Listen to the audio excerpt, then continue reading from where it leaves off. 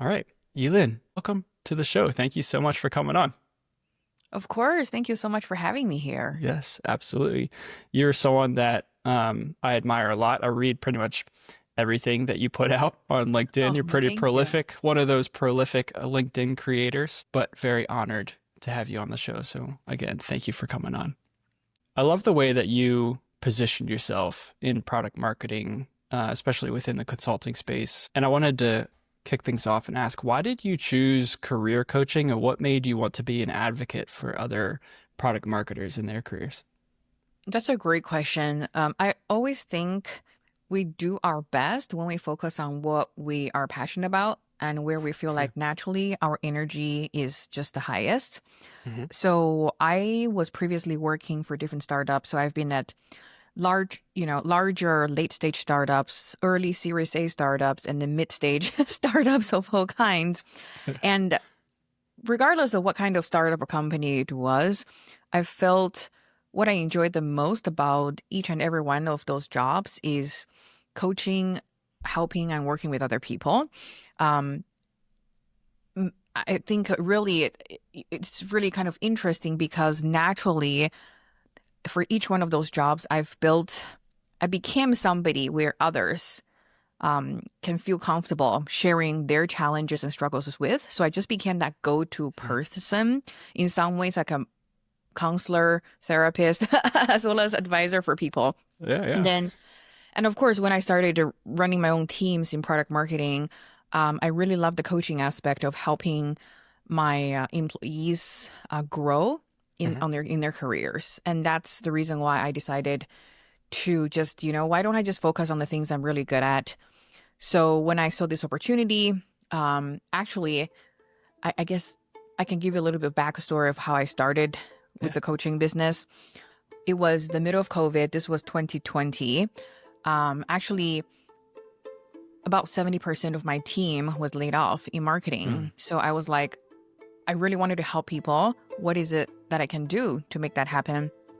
I've posted something on LinkedIn and just say, hey, I know it's very challenging right now. And if anybody needs any help, I'm happy to review resumes or just have a chat with you. Yeah. And quite a few people responded. So then I just started helping people, obviously pro bono, just for fun. Yeah. And they ended up getting jobs and became really thankful. And then one of my, a person I helped with, he was like, you should consider this as a full-time business because you are really good at it. And you're Wow. really able to help me tell my story in a way that other people weren't able to. So I was like, wow, there is some value to this. And then I Mm-hmm. just started writing content, officially announcing I'm doing this. And then over time, it just really built up from there. So today, I not only help people with job search coaching, I also do leadership coaching and also people who are starting a new role, as well as some fractional advising, helping companies also build strong teams. Oh, I love this. I love this. It's awesome Yeah. that you got that word from someone else, like an encouragement from someone else Hmm. to really take the step forward. Um, it's so nice when someone like kind of it takes vulnerability to do that, to step forward and encourage someone like, hey, you're really good at this. You should go do it. Especially when you don't know like where it's headed or what the outcome might be, and it's kind of question mark into the future. But I love that. Absolutely. And I think as I'm reflecting back on my career, I couldn't have gotten where I am without the help of other people or the encouragement of other people, right? Sometimes we really just need somebody else to kick us in the butt or say something, to motivate us. Like, okay, you are actually great. You can do this, Yeah. Don't Oh. think too much. Just go for it.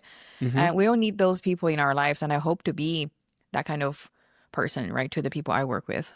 Yeah. Oh, amazing. You mentioned that there were other people that were coming to you and seeking your advice.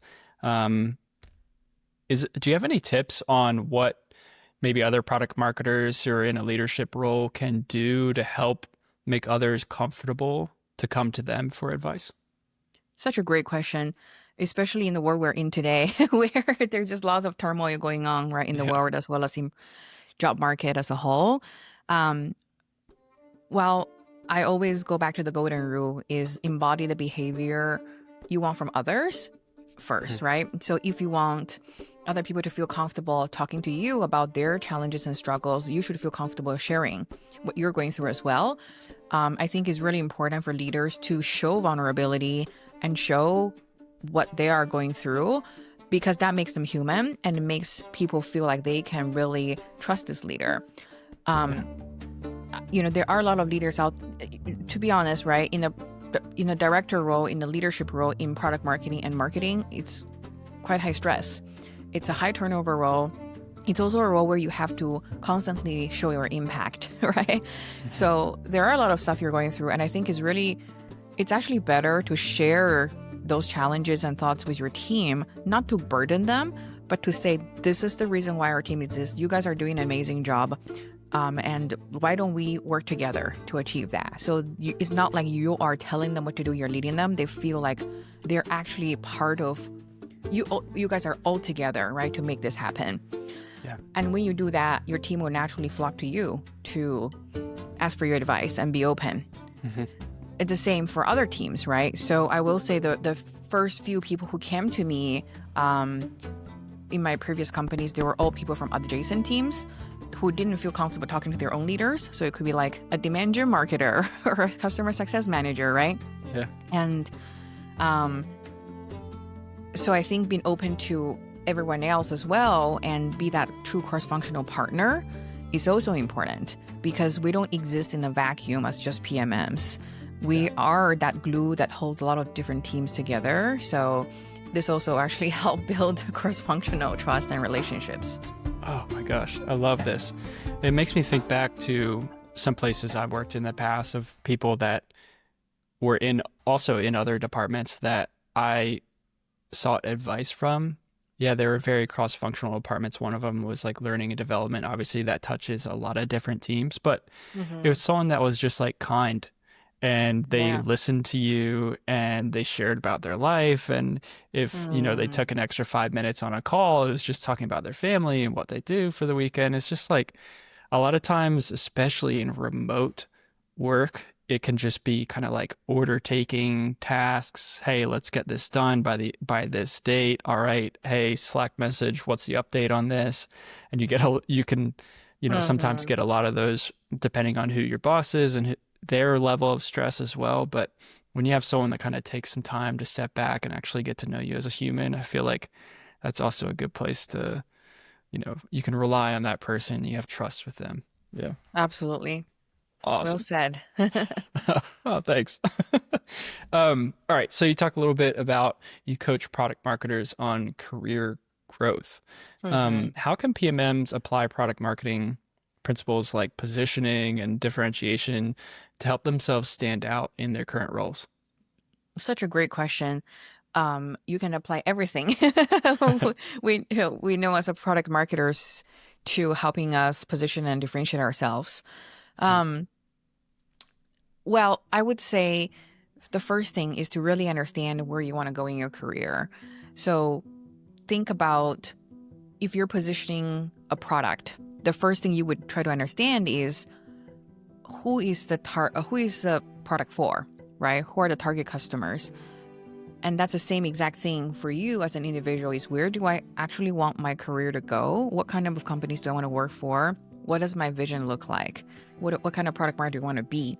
Because only when you have clarity there, then you can figure out how you need to position yourself for that, rather than this vacuum or just thinking the only way for me to grow is to go up, right? Like I'm just going to climb the ladder. That may not even be right for you, for instance. So that's really, really important to figure out is your destination. And then the next thing, once you figure it out, is okay, then for these type of roles and companies that I really want to go into, why would they care, right, about me? And why would they value me? And then if you can come up with really specific answers to that question, you're getting close to figuring out how you need to position yourself.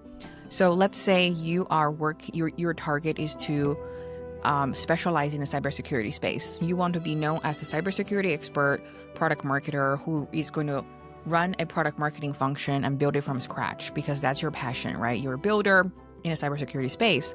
You're like, okay, well, these kind of companies, they're probably early stage Series A B type of companies, right? That want to be him. And what do they really value? Probably somebody who is extremely scrappy, who can juggle a lot of things, who has the ability to potentially run a team and build a playbook, but at the same time be able to execute on the most important tasks that aligns with the company's objectives. So if you're kind of in that place today, right now, then it's great because you can figure out exactly what those objectives are and align yourself to that. It could be that they are trying to launch an AI-powered product, as an example, right? Yeah. And they really need somebody to do an absolutely fantastic job to differentiate their product from a sea of lookalikes. And that may be an area you are really good at, and you're like, hey, I want to really take this and make myself the absolute best at it. Then that's kind of your angle, right? You're going to be positioned as this scrappy, T-shaped product marketer with the ability to both execute and lead a team and drive this go-to-market strategy so it stands out. So that would be a starting point for that. And then the next thing, of course, is to take that is to sort of test it. If you're job searching, you could go outside and interview with companies to see how they're reacting to that message. You can hone in on that. And if you're already at a company, that would be something you want to continue to articulate, right? Yeah. In the type of languages that you use when you're talking to people. As an example, when I work with people who are trying to move into leadership roles from an IC, one of the things I notice is they keep saying, I've done this project, I've done this task. But really, when you're moving into a leadership position, you need to change your language from tasks into programs and processes and playbooks, right? Because you're thinking about how do I build for the future? You're not just thinking, how am I just doing this task and this project now? So you're not saying, I did this one launch. You can say, okay, this is the process and framework created for go-to-market launches. And then that will become the foundation for how you can build a team moving forward, right? So language and your messaging matters significantly as you figure out how you need to position yourself. Yeah. All right. I took some notes here. I'm going to run through them. So we got first, you're starting on where do you want to go and who do I want to be?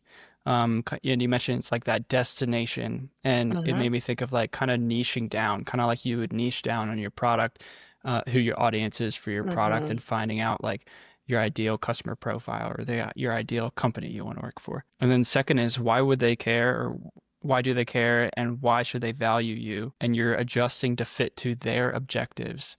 Essentially, kind of like how your ideal customer profile, your messaging and positioning to their outcomes of Exactly. their job, right? And speak their language. Yeah. Like, Oh yeah, speak their language for sure. yeah. And then the last one is changing, especially if you're going into a leadership role, changing from task oriented of like this is what we're doing to more of like programs, helping you Exactly. build to the future. Exactly. So when you have that positioning figured out, then you want to match your language, right? You actually want to practice that and embody that in how you're speaking every day and communicating. The one thing I will note here is sometimes it might be hard for you to figure out your vision or where you want to go. So that's not a problem in itself. I do think sometimes people get hung up on finding that perfect next destination for themselves. It's okay to not know, and it's okay to experiment. Because you may come up with something and you realize it's not what you want to do, right? Like let's say you decide to be the cybersecurity expert, but you realize, oh my God, I actually don't really want to do this once you dug deeper into it, right? That is okay. You can pivot later because it's a two-way door decision, right? So it's a reversible decision. You can always go to something else. Career decisions are important, but they're not that important. Like, just don't let it be a paralysis to stop you from trying things and moving forward.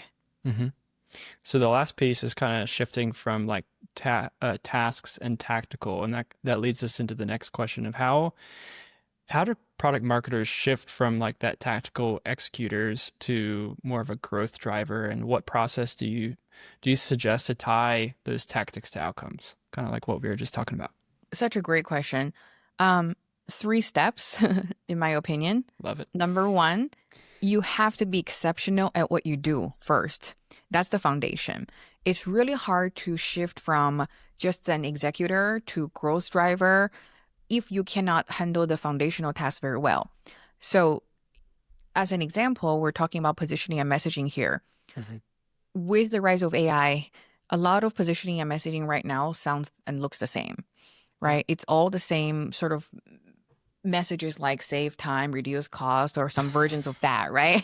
Or Just like the most high level like thing that most high every level. product does. Yeah. Right. Or the same sort of jargony words. And of course, lots of people on LinkedIn talk about these jargons and whatnot.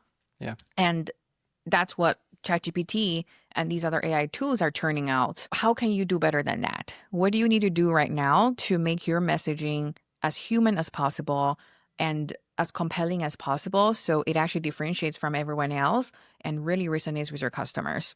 Mm. And so being able to then maybe get guidance, get mentorship to help you improve so that you deliver the best they can be, that's going to differentiate you and make you 10x more valuable than the next Mm. product marketer. Yeah. Right. Because that is a really, everybody can just ask ChatGPT to create some decent 80%, messaging. Yeah. But the best messaging is still extremely valuable. Right. Mm. If we can do that, then we're replaceable by a $20 per month subscription. Right. Oh my So gosh, yes. Yeah. yeah. So that's number one is be exceptional what you do and really to master some key skills that become your superpowers. And when you do that, you're going to be noticed and you're going to then you're going to be then allowed and given additional opportunities to take on that are more strategic in nature. The second thing I will say is apart from focusing on your key skill sets is to focus on building your influence. So these are not, like we're not talking about position and messaging per se anymore. We're talking about how do you build cross-functional influence and create a network of advocates and also collaborators within the company. Because if you want to be a growth driver, you also have to have influence within the company, right? You can't do that alone by yourself. Yep.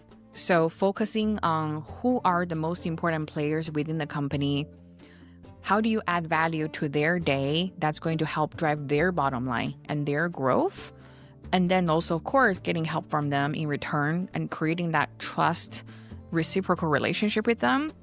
That's also how you can drive advocacy and growth for yourself and for the company. And then the last piece I think that anchors all of this is figure out how the company makes money and think like a business strategist, right? So now we're going back to like true growth driving mode is a lot of times when we do work as a product marketer, we think of them as here's a task, as individual task, right? Here's a task on positioning and messaging. This is a task on go-to-market. This is a research task.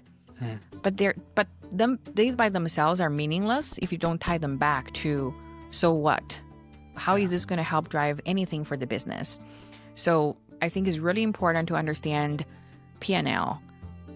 How does the company actually make money from, like look at balance sheets, profit loss statements? Yep. What are the different growth drivers of a company, monetization levers, acquisition levers, and retention levers? And then figure out how your activities tie to any one of those levers. If you can do that mapping exercise for yourself, and then when you're communicating your projects, you're talking about your outcomes in those ways, then over time, you're just going to be seen as somebody who is driving growth and leading strategy. So that's a lot. I know. I'll just stop here and see if you have any This is good. comments. This is amazing. I had two follow-up questions. And one is, how do you balance the day-to-day tactical things and requests that come in versus those strategic efforts that drive revenue? Well, it depends on the level you're at, right? So let's say you're a mid-level like a senior product marketing manager. You're probably looking at 70% like execution tasks or maybe less, right? 60%, let's say, right? And 40% work that is more strategic. So the goal would be to do the tactical work as efficiently as possible, be able to really prioritize and delegate as much as you can. Use AI tools if you can, right, to kind of automate some of the repetitive tasks. Yeah. And then incrementally challenge yourself to take on more and more of those strategic work that you can do. So it's sort of like a loop. If you are doing really high quality tactical work, that will give you the opportunity to do more strategic work, right? It just kind of feeds back in itself. And once you do more and more of that, then you're going to be promoted to the next level, right? Yeah. Where you are doing more strategy. So I don't know if I'm answering your question in the right way. I know it's a tricky one because right now I will say so many people are just dealing with way too much work. There are just endless streams of tactical work. Yeah. And if that is truly the case where you just simply don't have enough time to do all the tactical work, it is important to manage up and really share with your manager which of these work are really the most important that's going to move the needle and that will be your focus area. Which ones of those are probably not the most important and can be delegated or delayed, right? And done in a different way. That would be really, really important to articulate as well. I don't think there's a magical solution to suddenly just say, I'm going to not do any tactical, or I'm going to do let me just cut off 70% of my tactical work, right? Yeah. So it is about managing up, communicating, making it as efficiently as possible if you can. Yeah. As well. I mean, that's great advice. And delegated or delayed, and saying that up and managing that up to who you report to, of like, hey, we have all this work coming in. If we want to be strategic, thinking 6 months ahead of now, like some of this stuff needs to be taken off my plate, or we need to adjust it on the timeline. But I also like this kind of phrase has been thrown out quite a lot recently, and that's being like a player coach. And I believe this, especially if you're in like a senior product marketing role or even director role, I think it's important to still kind of be in the execution of things as well. Yes. Because how can you inform your strategy if you're not doing any like actual work? Absolutely. Right. Yeah. And that goes back to the T-shaped product marketer framework as well. It means you should have a deep expertise yourself. Yeah. Even if you're a senior PMM or a director, SAT is more important because you can actually roll up your sleeves and execute tasks as well. Because that way you're going to gain more trust from your team because you're rolling your sleeves up and really doing things alongside them. And then to your point, you're actually going through the process yourself, which will inform ultimately the strategy and what it would be and make you, and honestly, it's going to give you more job security in today's world, right? Totally because if agree. you're just a person who is just orchestrating and telling other people what to do, what's your value? Like, is that enough of a value right now? Product marketing teams are shrinking. They're not that big. So I don't think the current team structures, unless you're like a very large company, I don't think you're really going to be in the position where you are only delegating to other people. Yeah. So that's well said. All right. Well, we have that as part of the For you. conversation later on. I want to jump into it right now. The T-shaped product marketer, and maybe you can describe in a little bit more detail of what is a T-shaped product marketer, and can you break down maybe what are some of the core skills there? Is it messaging? Is it positioning? Is it, all the things that product marketers need to do, competitive intel? What do you see as some of the core skills? Yeah, that's a great question. So T-shaped product marketer is someone who has a broad range of expertise within product marketing, covering all the different core areas, but also special expertise in a couple of those, one or two. So it could be T or pie shaped, I guess, right? Oh, that's true. Yeah. Yeah. Like, I mean, that's great if you have two or even more, but most people, right, they're not going to, they can't, it's hard to specialize in more than one or two areas, basically. Sure. So what that allows you to do is to be able to come in and provide support and help across all areas of product marketing, and also provide extreme value in one or two areas that makes you indispensable. So you can specialize. So in terms of the core skills, right, it's the whole spectrum of product marketing skill set, like research, positioning, messaging, enablement, even what you call it, product launches, of course, could be even partner marketing, pricing and packaging, all of those things. And then you could choose to deepen your expertise in certain areas. To your point, it could be competitive intelligence, it could be enablement, right? Or it could be something else. I also think one other thing to add to the T, usually in my framework, I actually put an asterisk there, is domain expertise. I do think more and more now, product marketers have a need to specialize, um, especially in industries that are a lot more technical. So, for instance, like cybersecurity, DevOps, right? Fintech, like specific types of fintech or ad tech. These sort of domain experience take many years to accumulate and form. And so if you can really specialize in those areas, it's going to make you extremely marketable. But it doesn't have to be, right? You can also choose to be agnostic. So that's why I think it's really important to figure out what you want first. So if you really want to be a product marketer who is industry agnostic, then you have to figure out what's going to make you really competitive.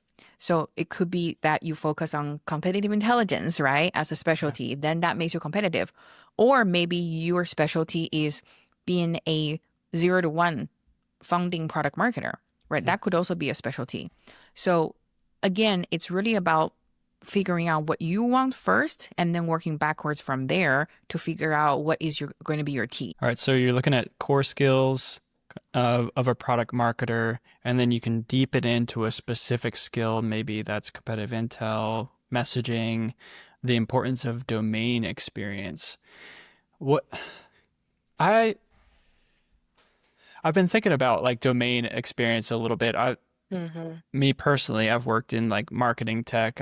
Now I work in like customer experience contact center, which took me a long time to understand. It took Mm, me probably 6 months to actually be able to really speak to and like have a conversation with a journalist or write an article or be able to craft the copy. mhm. Um, and I also have a thought of maybe it's a contrarian thought that having multiple different types of domain experience also can deepen your knowledge in product marketing and the way that Absolutely. you research and the messaging that you create because it creates a variety of different ways that you've done it through different positions. Is that a contrarian thought that, does that make sense? No, it's not contrary at all. I think it's a great Okay. thought. And that's the thought I believe in. Like that's how I chose to build my own career in product marketing as well. Hmm. Because I was in ed tech, I was in fintech, I was in construction or real estate or something. Oh, wow. And I intentionally did it that way because I don't want to be pigeonholed into one industry. Yeah. But so to your point, that absolutely works. But I will say despite that, right? Like when you want to have a broad industry knowledge and experience, you still have to provide something that is a competitive differentiation of yours. So I do think the broad industry might be a competitive differentiation in itself, and it would serve very well for general like B2B SaaS companies, right? Selling like, like any B2B SaaS company selling like a generic, not generic, selling a B2B software that doesn't take a whole lot of technical skills to understand. I Yeah. think that's great. But there are certain industries I believe would require significant on-ramp time to understand what they're even talking about, right? And who they're selling to. And somebody who have that really, really specific background is going to get an advantage in this job market. Yeah. Like if you want to get a cybersecurity job, it is nearly impossible to get a senior PMM position with cybersecurity in that industry without any cybersecurity experience. Oh, yeah, I So could see that. Yeah. it's also a sort of a symptom of the market we're in right now that makes the domain expertise more important, I would say, than regular or good times. So, but I think you're right on. Like, especially when you want to become a consultant later on, or somebody who is coaching and advising, like for me, right? Hmm. It's actually an advantage because I have broad exposure to many different kinds of industries. That's very true. Very true. Like that's a great way to think of it. If you know, if that's the career trajectory that someone wants to go on, having that broad experience can help a lot, for sure. Yeah. So it's funny because literally when I did my own exercise of what I want to become, right? It Yeah. was never like VP or like CMO. I've always wanted to run my own company and just like become like a consultant or something, do my own thing. So Mhm. early on, maybe I subconsciously just like jumped around industries to build a broader portfolio. Yeah. Oh, Yeah. that's smart. It's kind of how it's funny how that works. Is like you might not be thinking about it at the time, but that's just life, you know, like life seems to Exactly. work itself out. And no matter where you are in the moment, it's always a learning experience. It might not be the last place that you're ever going to work in your entire life, you know. Everything's Exactly. a learning experience. Yeah, I love that. All right. So product marketers are great at storytelling for products, but often have a hard time doing the storytelling for themselves. How can us product marketers apply some storytelling techniques to show kind of like our own career impact and accomplishments? That's such a great question. I saw your question. I was thinking about it earlier, and I was like, "What's the best way for me to talk about this?" And I thought about this exercise I always use with my own clients because that is the number one thing people struggle with is telling their own stories, That's which tough. is kind of why they also reach out to me as a coach to help Yeah. them tell it. Because no matter who we are, we always struggle to tell our own stories because there's so much of ourselves, right, attached to that. Hmm. And it's really hard to remove parts from our life and summarize it in a few sentences or paragraphs. The one thing I will say that has helped a lot of people is to explain your story as if you're talking to a 5-year-old, and just be Yeah. like, hey, like if a 5-year-old asks you, tell me about you. Who are you? Who are you? Right? What do you do or represent? What are you going to say? You explain things in the simplest way possible, very likely, Yeah. and you're going to cut to the chase, Mm. right? You're not going to go through some lot of preamble to talk about all these different things. You're going to just go straight to the point. This is what I do. And the other thing I think that's really important when you're probably telling a story to a 5-year-old is you're going to bring in a lot of emotions and why, because they're going to be asking a lot of questions on why did you do this? Why did you do that? So naturally, you're going to be sharing more of the why behind things versus just the what, because the what is not the most interesting part. How did you make this decision to do something is more important, right? So I think when you start practicing that, you're going to get to the root of your story a lot quicker and a lot better. And then you can tighten that up over time, right? And develop that into something more succinct. I love this. Okay.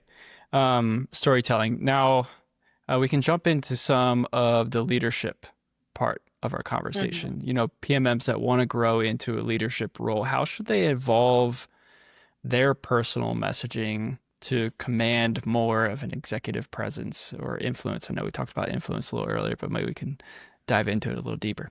Yeah. So one thing we discussed earlier is this move away from tasks to programs, processes, right, and then playbooks. So that framing is extremely important because it also shifts the way you do things, and how you execute them. Because you're always thinking about is what I'm going to be doing and this process replicable and scalable moving forward, right? And if you keep doing that and the way you're going to be talking about it, the way you execute, naturally will allow you to be perceived as a leader. The second thing is tie whatever thing that you're going to be doing to benefits to the company and the bottom line. And this is extremely important if you're trying to make a business case. So a lot of times you may come up with an opportunity for the company, right? You may come up with an opportunity like, hey, we should do this. Like, let's say we're like, oh, we should create an influencer strategy for our founder, right? Yeah. Something like that, which sounds like an amazing idea because everybody else is doing. Look at our competitor; they're doing this thing, right? That might be a reason that's good enough, but what is the benefit you think this will have on the business? And also, if we do this thing, what's the opportunity cost, right? What else could we be doing? Are there other options that's out there? And what would be the potential ROI of those things? And then how can you quantify the ROIs of each of these initiatives to show me and allow me to understand why this one is the better choice. That's going to be super important. Yeah. So then that leads me into like the last piece, which is presenting any opportunities and presenting your projects in a consultative style, which is data backed and also presents with options and points of view. As an example, if you go to your manager with this a proposal that just says we should invest in influencer strategy. I believe influencer strategy is the absolute best. I've made a whole bunch of comparisons and calculations, right? What do you think? Most likely people will want to pick it apart. They'll be like, that sounds good, but like, okay, well, what are we missing here, right? They're going to be just focused on that thing. But if you're like, I'm going to propose some opportunities that's going to allow us to increase our pipeline by 20% next quarter. Here are 3 options I've considered. One is an influencer strategy, right? One is a new workshop series, right? And one is a PDF lead magnet on the state of whatever report in our industry. Right? Classic. Classic. Now, here is my analysis of the ROI of each, right? Based on information I've been able to gather. You present your cases and you're like, based on these situations, I think we should take this option because of all of these factors. But I would love to hear your opinion and open a discussion, right? Now, what's your manager and your leader going to think? They are going to start looking at the 3 options. Yeah. Right? Mm-hmm. And they're going to weigh the trade-offs. The question is no longer, should I support you in the influence strategy or not? The question becomes, which one of these am I going to support? Mm-hmm. So you're still going to get support. Right now, you just, you make it much, much easier for them to support you in something because they saw you have done a very objective and thorough analysis, and you give them optionality. So I can probably go on and on talking about like many different types of techniques, but these are just a few that I felt like had the biggest impact in helping my clients reframe their way of thinking and shift into being a leader. Yeah. Can you maybe give like two other tactics? So we have the kind of consultative presentation on these are the 3 things we do. Can you maybe on the spot, I'm asking you on the spot, think of 2 more tactics that people could take away? Yeah. So let's summarize, right? It's the consultative approach is number 1. The other approach is to shift from tasks to programs and functions. That's really important. The third thing is tying everything that they do to business outcomes, bottom line, and whatever business metrics that are trying to measure. To your point earlier, I don't know if we mentioned this in our conversation, it is also about having a point of view. As you move up in the ladder and the ranks or whatever you call it, it's more and more important to share your point of view on something. It's not just about, okay, yeah, we're just going to do this. It's really about, here's what I'm thinking. Here's maybe a contrarian view, but this is why I believe in it. And then just go for it, right? And go and execute. That's also the principle of building thought leadership, right? Whether it's within your company or outside when you're trying to create your brand. If you look at any person who is a respected leader or who's trying to build their brand or anything, they have a unique point of view. You can clearly understand, like, what is their point of view, right? So that's going to be really helpful and important as well. And then maybe one more tactic, I would say, to command more executive presence and influence. I actually think it is by mentoring other people who are more junior. So tying it all the way back to the beginning of our conversation, right? When you start naturally helping other people and when they naturally kind of gravitate towards you to seek help, you're just going to be seen as a leader, right? The leader is not somebody who has a title only.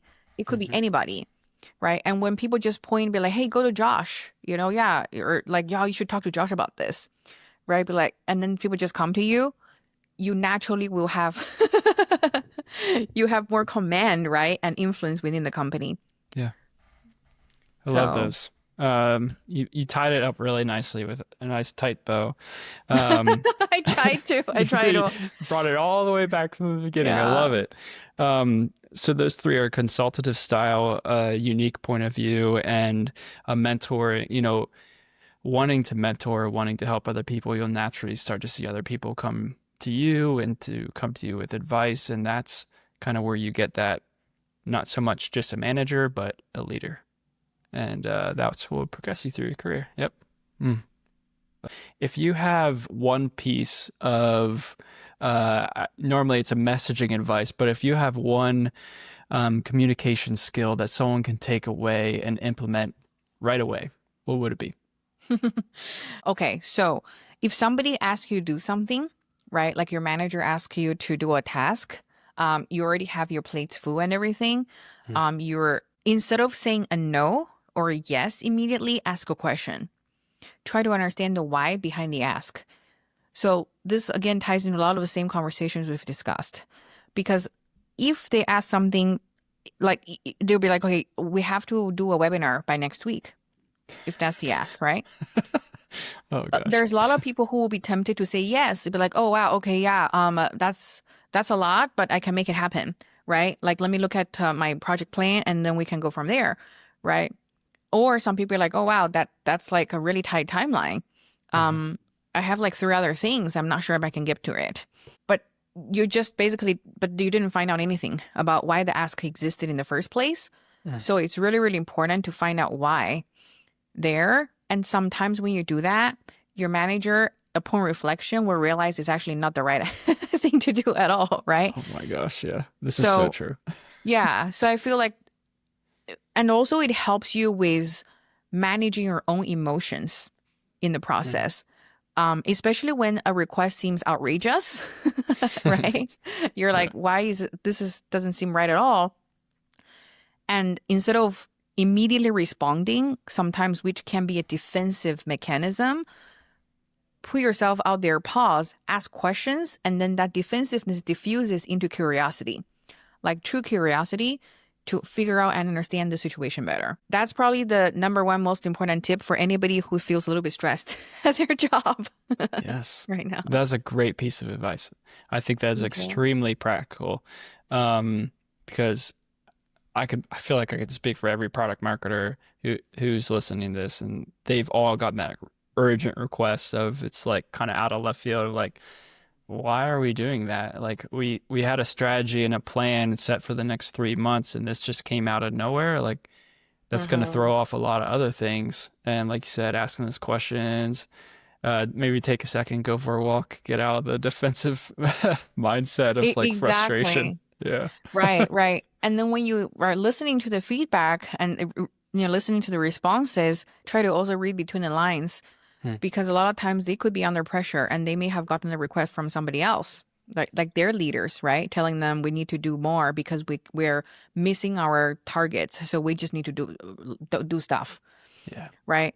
And if you understood that, then maybe your goal is to also help them think together and come up with the right strategy versus just throwing spaghetti on the wall. Of your approach and your mindset for this, it sounds like you come at everything from a very collaborative role in working together and asking the right questions and getting to know people personally. And I love it. I love what you're Oh, sharing so far.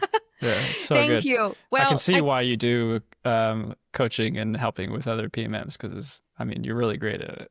Of I appreciate it. Well, I try. course. I because I've been on the other side as a manager myself, right?